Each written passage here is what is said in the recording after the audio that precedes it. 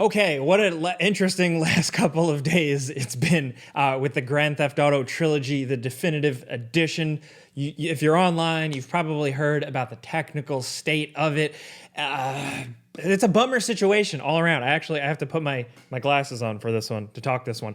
Now, what I wanted to do here is kind of talk calmly and rationally about what's going on with this. There's a lot to unpack, what we can learn from it, and ultimately have a good conversation because I am still having fun revisiting these games. It's just all the ugh around it. That is a bummer. I think these conversations can be productive, but they can also just oftentimes get nasty and the context can be lost with just like looking at memes and stuff. So here's the deal. I'm having fun. And while a lot of this video is focusing around the conversation and the bad stuff, it's not all bad, you know? Viral posts and the headlines will make you believe that, of course. But when I fired up San Andreas and I was in the cul-de-sac in Grove Street and I saw the draw distance being like exponentially better, I was like, oh, hell yeah. This is cool. I'm excited to play this. And now that I'm hours deep into Vice City and haven't encountered any problems at all, and I'm cruising down the main strip in a sick-ass 80s car. I love 80s cars, and the music's jamming, even though there's some missing songs. But still, the music is jamming, the music that I remember. And we got Tommy Vercetti there, who's Ray Liotta,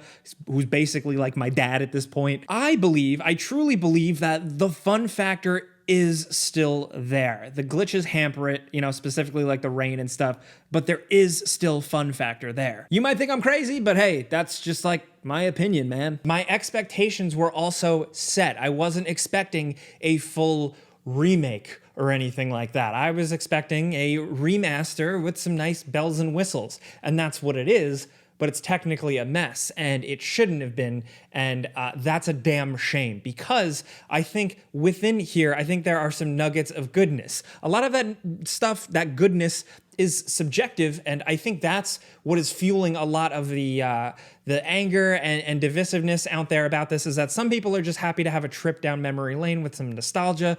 You have some players who think for the asking price, you know, it should be way more. You also have some people who just aren't vibing with the art style changes, you know, because of this being slightly upgraded visually. Some different artistic choices had to be made, and I think some of it is poor porting and poor remaking design or whatever, and I think some of it is just the art style being different and people reacting to it harshly. So case in point, specific thing is, and actually, you know, before we even go into that, I do want to point out, I bought 2 copies of this game.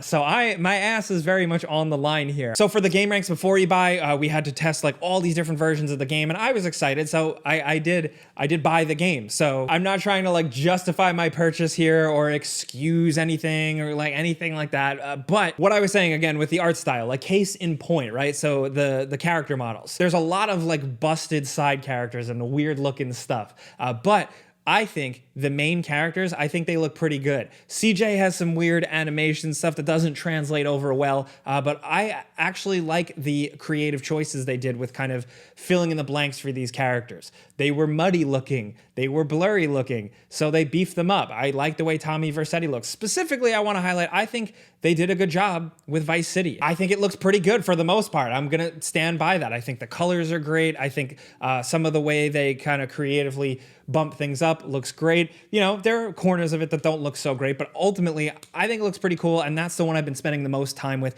and I've been having a lot of fun revisiting it. But then you have other things like 3 is really messy, really messy. I like this like look of Claude, right? Like they gave him like 3 dimensions more and he looks cool, but like you've seen the rain effects. There's some really horrendous glitches and bugs going on here, and that's a damn shame. When you couple that with the fact that I think specifically with 3, and everybody's gonna feel different because this is subjective. I think with 3, the way it was kind of remastered or kind of rebuilt a little bit here and there, you lose some of the atmosphere, some of the tone, some of the vibe of the original game. I don't think you lose that with San Andreas or Vice City, but I think with 3, you lose it, and it's disappointing. So that's the thing about this package, right? It's like you see both sides of it. You know, you can see some parts of it that are competently done, and then you see some parts of it that are, for lack of a better word, and I never like to go this like, but some of it feels half-assed. You've seen the screenshots, you've seen some things that are pretty sketchy, and I think my biggest problem is that I just wish this was treated with a little bit more reverence, you know? It is three absolutely massive major games that changed gaming history, changed a lot of us who played it growing up.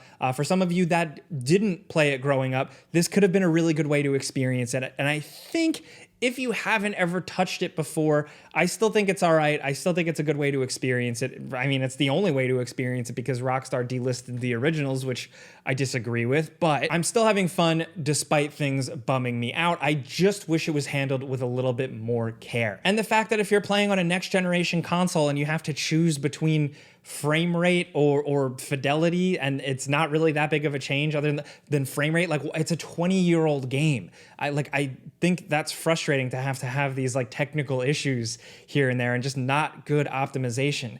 And I really think all of this stuff, all I'm saying, the frame rate, blah, blah, blah, all those nitpicky things, they're not really nitpicky here. They're real problems, but I think it clouds what could have been so exciting. A bunch of people playing these games for the first time and, some people revisiting them and finding that fun again.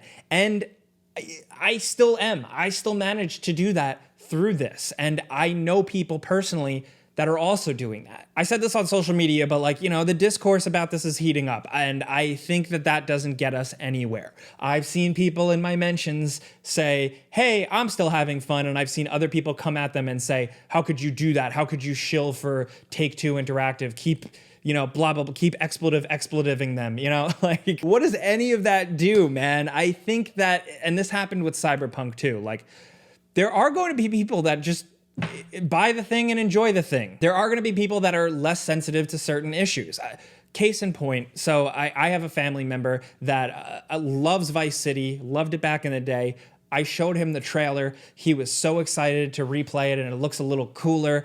He played it day one and shit his pants. He texted me freaking out about how cool it is, and he's having a blast. So him getting excited at Vice City, getting freshened up, and him playing it on his PS5 or whatever, who am I to then yell at him about frame rates and things that he's never thought about? There are casual people out there playing this stuff and enjoying it. And I think all the criticism is absolutely valid, but I think for people like that, people having fun, leave them alone. I think that there are battles to be fought for consumers asking for better products, and we are doing that, right? We want better products. We're going to ask for better products. We're out there. We're doing it, right? But I also think we need to make sure not to lose sight of the fun, or at the very least, not try and take other people's joy away. And I say that, right? And I'm not shilling for Rockstar or anything, dude. I'm just trying to, in a world where we are so at each other's throats with some things that are very important and some things that are pretty crazy, this is not one of them. This is the bottom line of us wanting a better product, buying it or not, speaking out, not speaking out. But at the very least, please, we can't lose sight of the fact that video games are still cool. They're really great. The companies fuck up sometimes. This is not a well-constructed argument. There are people who are still going to find flaws in that and say, well, yeah, technically you are advocating for the companies by excusing it. You could totally, this is probably you could Swiss cheese my argument, right? I am going on feeling and passion here, and that's where I'm at.